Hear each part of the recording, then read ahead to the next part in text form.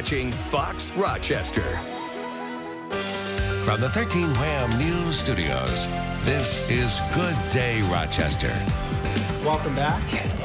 We are going to be talking about anxiety this hour. We have a doctor from URMC to talk about this problem that a lot of people face. And truth be told, I did not know a lot about it until I got to talking with my friend and colleague, Joe Leveroni. Thank you so much for joining us, Joe. Thanks for being with us, Joe. No, thanks for, bringing me on. I think, hopefully we can help one person. Yeah. If that was my goal when I wrote the blog that prompted you to ask me to come. So, Joe, I have to say, when I read the blog, I thought, I didn't know who wrote the, at first I thought, Joe, you posted this on your Facebook page. Sure. Or on social media. Sure. And then I thought, wait, Joe wrote this? I had no idea that you dealt with anxiety to the degree that you do, and that you wrote about it so openly and honestly.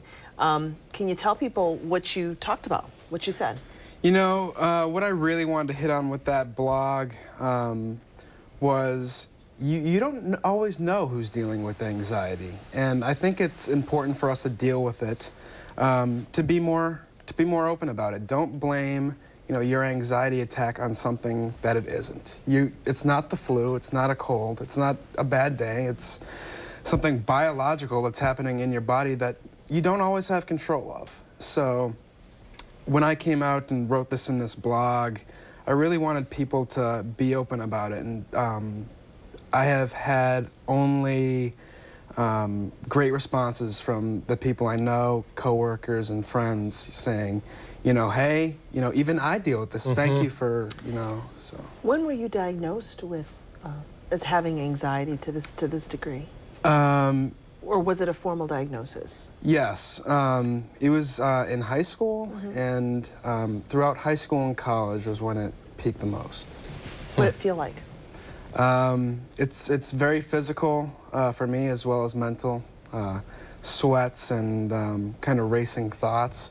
It can last from 3 to 5 minutes, sometimes a little longer. But the hardest part for me is, and hopefully the doctor that comes on the next segment can touch on this, is it's a really draining experience physically. Afterwards, you can become really tired, and that's what ails me the most when I go through these. But I do want to say, it's not all doom and gloom with anxiety. I've learned a lot of good things. It's made me more conscious of my breathing, which I think has really helped me in a lot of different situations in life. And it's also helped me learn to take up the practice of mindfulness, which Time Magazine just wrote a great article about the mindfulness revolution. What does that mean? It's being able to hone in on a single thought and not let everything that you're worrying about throughout the day, really take over. It's about really being able to focus in on a single thought that you want to focus on at that moment. Like a mantra, or like something that Not like always. For some people, it can be.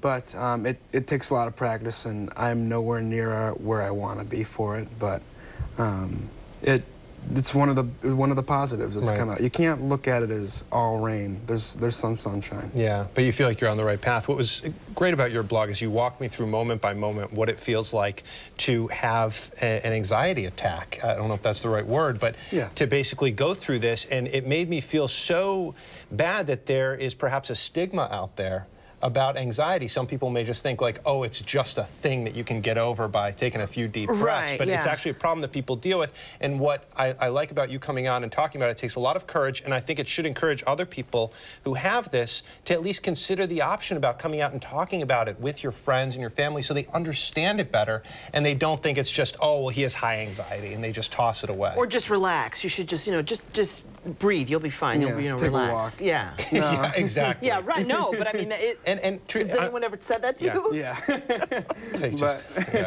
No, but Adam, what you just hit on is, really why I wrote that is, hey, it's not the end of the world. If you talk to someone, I can guarantee you someone will be very warm with you and understanding, and you know, could possibly even have experience dealing with anxiety themselves. Great. Well, Dr. Privatera is coming on, and he'll help us talk through the potential options that are out there for folks who think they may be suffering from this. So and that's coming thank you up. for your bravery. We appreciate it, Joe. Hey, a lot of thanks for courage. It's having me really on. good having you on the broadcast. Thank you, guys. Cool.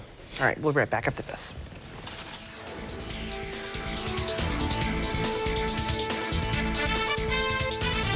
So just a few minutes ago, our colleague Joe talked about his experience with anxiety. Really courageous talking with us on air. He also wrote a blog. We're going to put that up on 13wham.com. It will walk you through an anxiety attack, give you some perspective as to what this is. Also joining us now is Dr. Michael Privatera from the University of Rochester Medical Center. Dr. Privatera, thank you for joining us. You're welcome. Good morning. So why don't you talk about for people who don't know, people might just think anxiety is like feeling happy, or it's just a momentary, ephemeral feeling, but that's not the that's not the case. Right.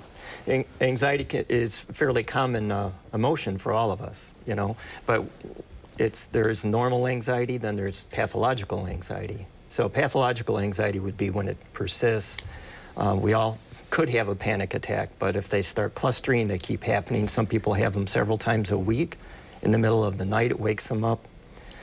Then there's other forms of anxiety disorders like post-traumatic stress disorder, obsessive-compulsive disorder, social phobia, like feeling nervous in social situations, or for performance anxiety.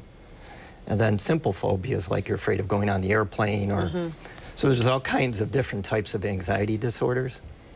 The one thing that, you know, when someone says that they're having, or that they've had a panic attack, or that they've had any one of the number of conditions that you've mentioned, and Joe in his blog so eloquently and so openly and honestly described what those panic attacks feel like, there are some very physical, very real physical manifestations. Yes. So when someone says, oh, get over it, or think positively, or take a deep breath, it's not just what begins in the head. I mean, there's a physical, this is a great example of the brain-body connection. Exactly, it certainly is.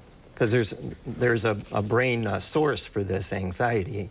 Well, part of the brain called the amygdala is one of the areas that controls anxiety and emotion. And it can go haywire. Like, we all have that inbred because it's a way of our self-protection. If somebody's holding a gun to you, it's normal to feel like things are out of control, your heart's racing, shortness of breath. But imagine how that takes over when the threshold of stressor isn't that great, and it just has kind of a life of its own, and it's internal. Very disabling. It brings people to the emergency room because they think they have a heart attack. Wow. It's a very, very common reason. Does there always have to be a trigger, or can this come on spontaneously without them feeling it come on? It can, after a while, it comes on spontaneously, like in the middle of the night, it wakes you up from a sleep, a panic attack. And imagine what that's like to go through. Joe, was that like that way for you? Was it a situational thing where you felt it when you were at school, at work, or Right. or did it just come on? It's been difficult for me to find a trigger. Most of my panic attacks come spontaneously. Okay. Which, as you guys can probably imagine, is pretty frustrating. Oh, I can. You said that you have practiced, you know, deep breathing. You're more aware of your breath, I should say. Maybe not practice it, but mindfulness.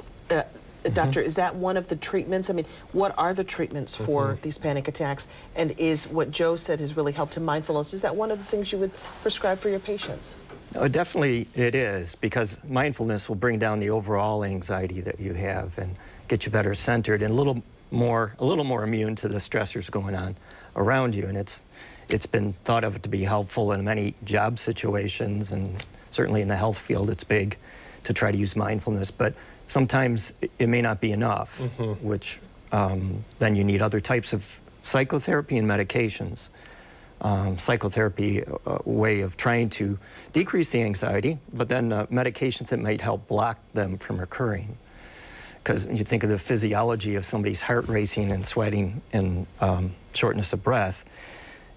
Just when you're starting to do something very physical, like you're exercising or walking quickly or some kind of stressor, if your heart rate goes, then it may trigger the rest of the panic attack. Wow. So that sometimes we use medication just to keep the heart rate down for that reason. Great. Thank you both so Incredible. much. This has been Thank you a so wonderful much. conversation. I've learned a lot. I'm sure other folks have. And if you suspect that you are perhaps suffering from this disorder, please go to your primary care doctor and talk to him or her about it, because this is something that you don't have to live with secretly, and it may get better with help. Yeah, not something to be ashamed about. Nope. You know, something to be very honest about. Thank you both. We appreciate it. You're welcome. All right, we're going to switch gears. When we come up next, if you perhaps are tired of this, negative territory weather we're talking about, or we're at 1 degree, if you need a spring getaway, we'll talk about the top spring break destinations next.